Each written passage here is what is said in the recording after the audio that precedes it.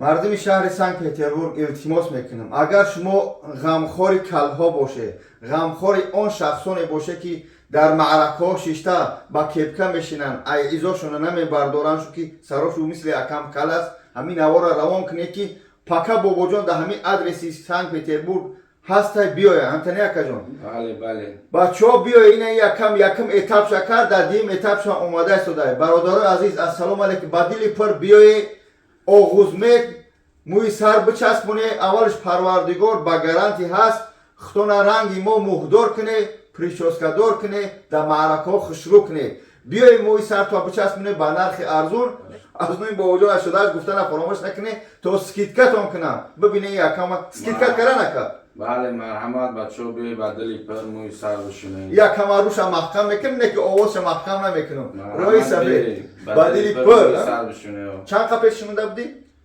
یکان 8 ماه پیش 8 ماه پیش ندیم اتابش میزنه برای ریکور مردم شهر سنت پتربورگ با پیش خدا نگهدار. یعنی درستش کلاهای خشرو